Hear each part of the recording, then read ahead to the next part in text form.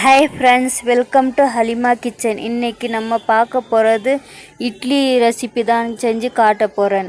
Carrot idli, ஹெல்த்தியான carrot idli தான் செஞ்சு காட்ட போகிறேன். தோசை இட்லி எல்லாம் செஞ்சு காட்டுறேன்.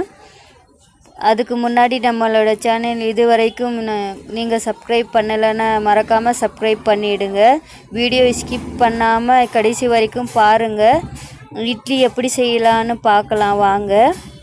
துணி வச்சு இட்லி எப்படி செய்யலான்னு லாஸ்ட்டில் போட்டிருக்கேன், அதுவும் பாருங்கள்.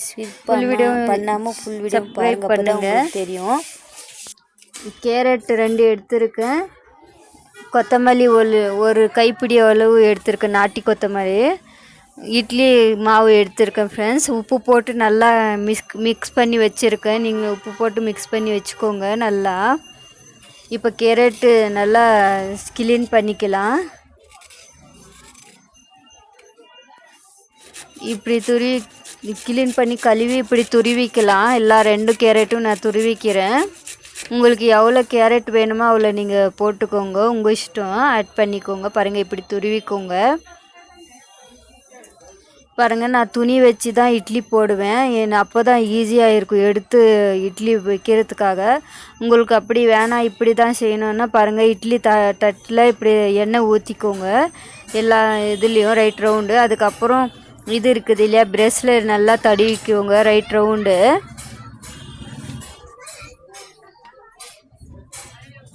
எண்ணெய் பாருங்கள், கேரட்டும் பாருங்கள், இது பாருங்கள், கேரட் எல்லாம் துருவிட்டேன்.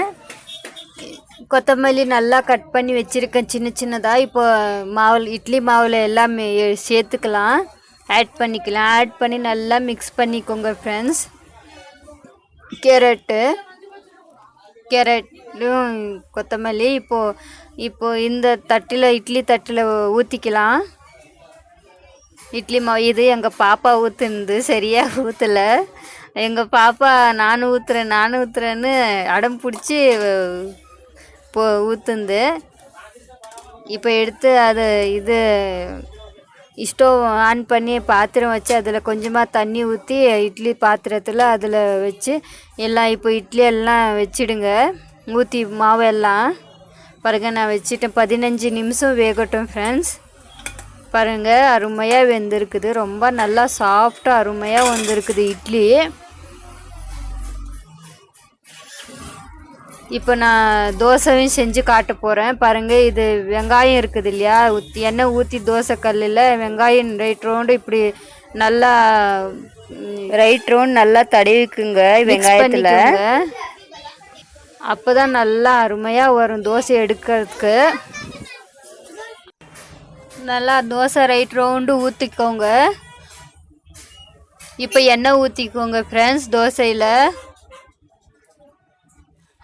இப்போ பாருங்கள், திருப்பி போட்டுட்டேன், அருமையாக வந்துச்சு. இப்போ எடுத்து பிளேட்டில் மாற்றிக்கலாம். இப்போ இட்லி எடுத்துக்கலாம். இட்லியில் கொஞ்சம் தண்ணி தூவிக்கோங்க, அப்போ இட்லி நல்லா வரும். பாருங்கள், எடுத்துருக்கேன் ஸ்பூனில் ரைட் ரவுண்டு இப்படியே சுற்றி ஸ்பூனில் எடுங்க. எல்லா இட்லியும் அப்படியே எடுத்தேன். உங்களுக்கு இப்படி செஞ்சால் ஈஸியாக இருக்கும், ஆனால் இப்படியே செஞ்சுக்கோங்க.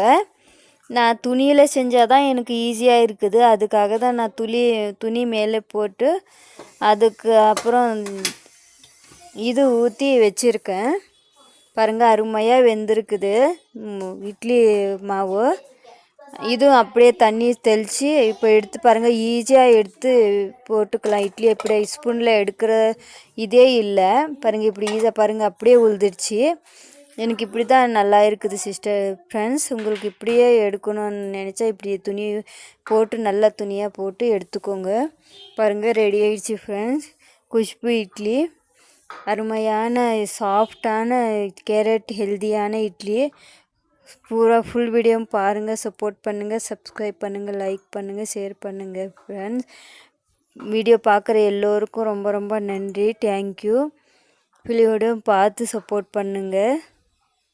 ரொம்ப அருமையாக இருந்துச்சு தோசை இட்லி. சட்னியும் நான் செஞ்சேன், சட்னி வீடியோ போட்டிருக்கேன். இல்லை